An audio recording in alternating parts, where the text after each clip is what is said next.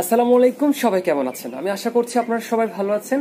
স্বপ্ন পরিবারের পক্ষ থেকে আপনাদেরকে স্বাগতম। সোনালী মুরগি নিয়ে যারা পালন করতে চাচ্ছেন এবং কিভাবে পালন করবেন, কিভাবে পরিচালনা করবেন, আজকের এই ছোট্ট ভিডিওর মাধ্যমে আপনাদের সাথে সেই বিষয়টি শেয়ার করব।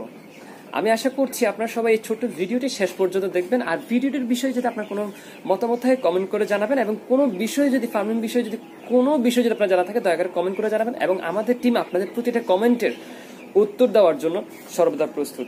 ভিডিওতে একটা লাইক করে দিবেন, আর যারা চ্যানেলটি এখন সাবস্ক্রাইব করেনি চ্যানেলটি সাবস্ক্রাইব করে নেবেন, কারণ আমরাও জানি যারা চ্যানেলটি সাবস্ক্রাইব করেছে তারা স্বপ্ন পরিবারের একজন সদস্য। আর যারা এই বিষয়ে এখনো চ্যানেলটি সাবস্ক্রাইব করেননি, আপনি কাইন্ডলি চ্যানেলটি সাবস্ক্রাইব করে আমাদের পাশে আপনি থাকুন।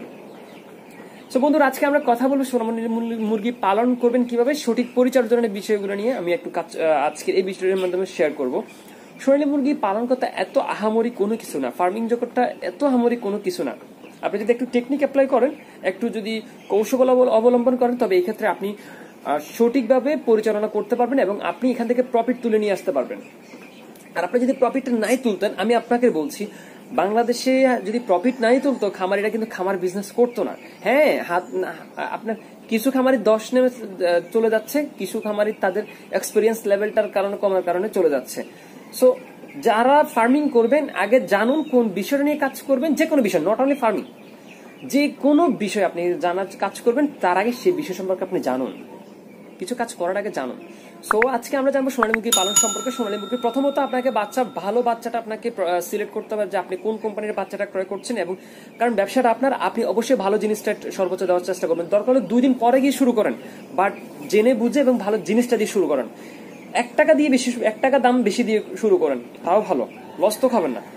সো বাচ্চা আপনাকে কিনতে হবে, সেখানে এ বি সি গ্রেড 3টা বাচ্চা আছে। সো এখান থেকে ভালো বাচ্চাটা প্রথম আপনাকে নিতে হবে। বাচ্চা এর আগে আপনাকে আপনার ফার্মিং যে বিষয়টা, আপনার ফার্মের যে পূর্ব প্রস্তুতি, ব্রুডিংটাকে রেডি করতে হবে।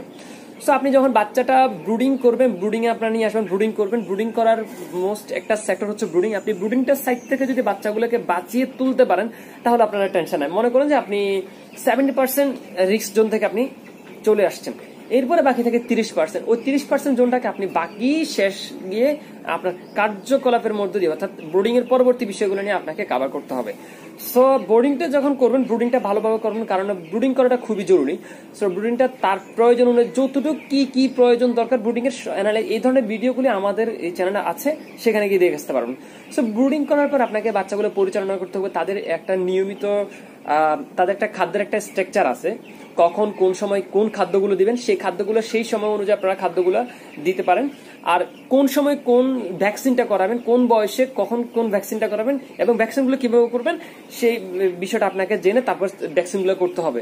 ভ্যাকসিন কখন কিভাবে করবেন, কোন সময় কোন খাদ্যটা খাওয়াবেন, এই বিষয়ে যদি কোনো জানা না থাকে আপনার, আমাদের এই চ্যানেলে ভিডিও আছে, সেখানে গিয়ে চ্যানেল ভিডিও আপনি দেখে আসতে পারেন।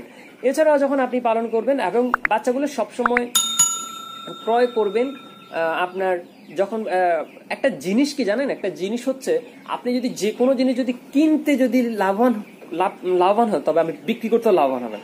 আজকের এটা একটা হাইডেন ট্রিক্স। আমি আবারও বলছি, যে কোনো জিনিস, সাপোজ আপনি শুধু মুরগির বাচ্চা না, যে কোনো জিনিস আপনি যদি ছোট একটা পণ্য ধরেন, আপনি এটার দাম 2 টাকা বাজারে, আপনি যদি এমন একটা সুযোগ খুঁজেন বা এমন একটা অফার খুঁজেন বা এমন একটা ওয়ে খুঁজেন যেটার দাম তখন 1 টাকা চলে আসে, আপনি ওই সময় 1 টাকা দিয়ে নিন, তার মানে আপনি কেনার সময় জিনিসটাকে আপনি প্রফিটেবল হয়েছেন কেনার সময়।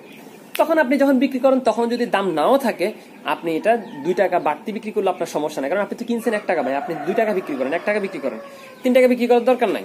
ঠিক আছে? সো একটা জিনিস মাথায় রাখবেন, আপনি যদি কেনার সময় বাচ্চাটা ক্রয় করতে পারেন, লাভবান হতে পারেন, বিক্রির সময় আপনি লাভবান হতে পারবেন। সো বিক্রিটা তখনই করবেন যখন বাজারটা একটু ভালো থাকে। দরকার আপনি ফার্মে 2 দিন বাচ্চাটা রাখেন, সমস্যা নেই।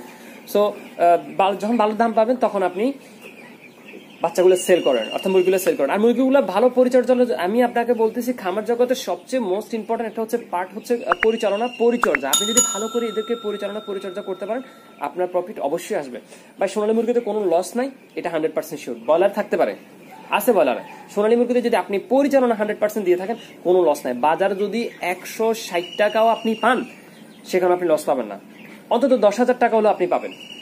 কিছু না পাইলেও 160 টাকা যদি বিক্রি করেন, সেখানে আপনি 10,000 টাকা হলেও পাবেন।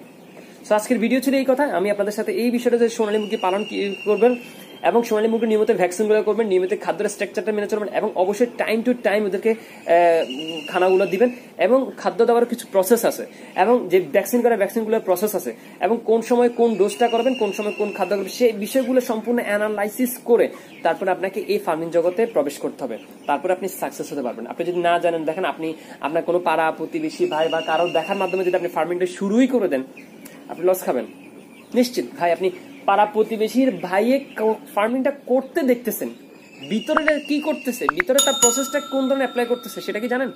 জানেন না তো। সো ওই ক্ষেত্রে আপনাকে ওই জিনিসটা জেনে তারপর এই জগতে আসতে হবে।